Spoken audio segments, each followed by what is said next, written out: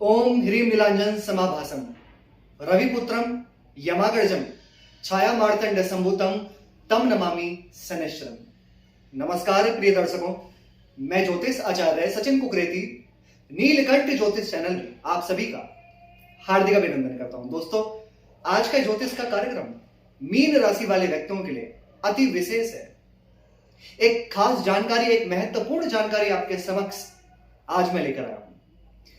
Mean राशि का वर्ष 2022 में शनि की साढ़ेसाती कब आपकी शुरू होगी और शनि की साढ़ेसाती वर्ष 2022 में आपके जीवन में कैसे प्रभाव लेकर आएगी, आपके जीवन में कैसी परिस्थितियां लेकर आएगी, नेगेटिव और पॉजिटिव, क्या आपको सावधानी रखनी है। शनि की साढ़ेसाती आपकी शुरू होने वाली है।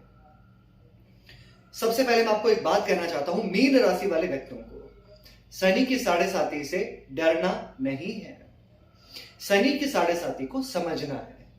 शनि देव ज्योतिष शास्त्र में क्या माने जाते हैं? कर्म फलदाता, न्याय के देवता। दोस्तों, शनिदेव एक ऐसे ग्रह हैं जिनको भगवान द्वारा नियुक्त किया गया है न्यायाधीश। कभी भी किसी इंसान के साथ में वो गलत नहीं कर सकते।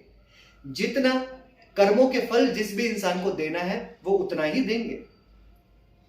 शनि के साढ़ेसाती में एक विशेषता है कि किसी भी इंसान को इतना देती है कि वो सोच भी नहीं सकता, रंक से राजा बना देती है।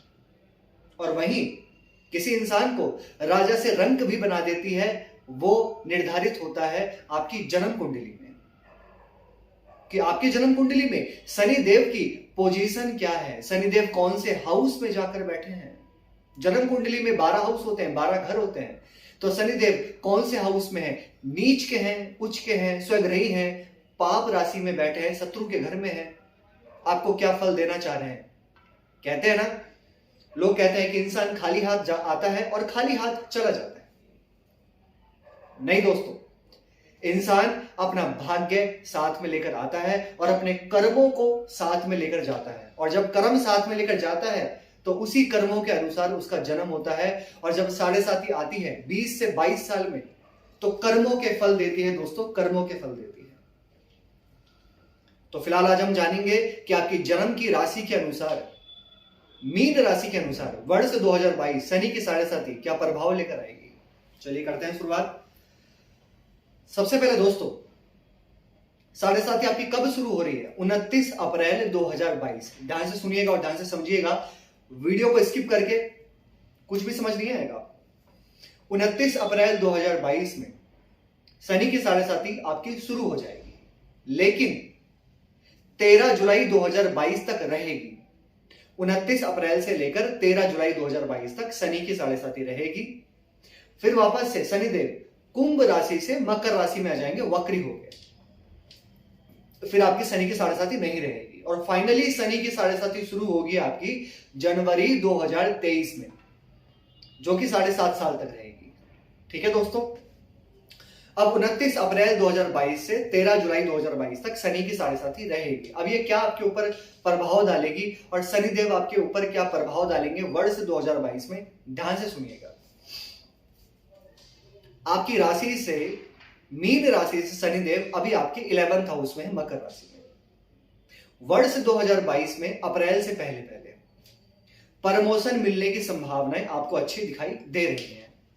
ठीक है, प्रमोशन मिलने की संभावनाएं आपको अच्छी हैं। इसी के साथ 11th हाउस में शनि देव का बैठना आपके कार्य क्षेत्र में, अगर आप जॉबलेस हैं, अगर आपके पास जॉब नहीं है, तो अप्रैल से पहले जॉब मिलने की संभावनाएं बहुत अच्छी है।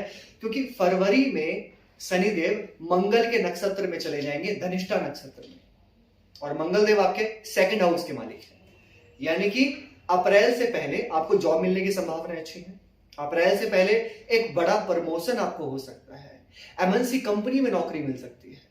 अगर आप कोई एजेंसी चलाते हैं, कोई आपका एजेंट का काम है, कोई मार्केटिंग का काम है, कोई डेली इनकम का काम है, वो आपके लिए दोस्तों फायदेमंद रहेगा, वो आपके लिए फायदेमंद रहेगा।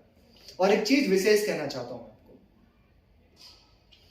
किसी मेटल से रिलेटेड काम करते हैं, कोई लोहे से रिलेटेड काम करते हैं, इंपोर्ट एक्सपोर्ट का काम करते हैं, क्योंकि शनि इन सब चीजों के क्योंकि शनिदेव इन सब चीजों के कारक ग्रह माने जाते हैं।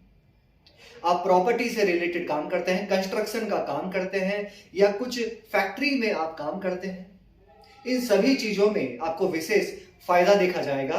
कब?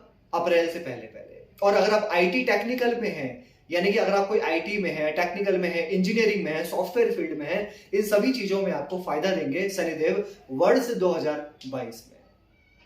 इनकम आपकी बहुत अच्छी होगी, व्यापार करते हैं बहुत अच्छी इनकम होगी अप्रैल से पहले। अब 29 अप्रैल के बाद जब साढ़े साथी शुरू होगी, सबसे पहले खर्चे बढ़ जाएंगे आपके।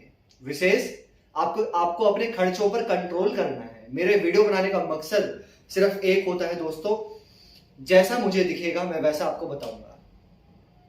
29 अप्रैल से लेके 13 जुलाई के बीच में आपको अपने खर्चों पर ध्यान रखना है, आपको अपने स्वास्थ्य पे ध्यान रखना है, बिना वजह की चीजों को नहीं सोचना है। बिना वजह की चीजें आपको नहीं सोचनी है, वो आपको परेशान कर सकती हैं।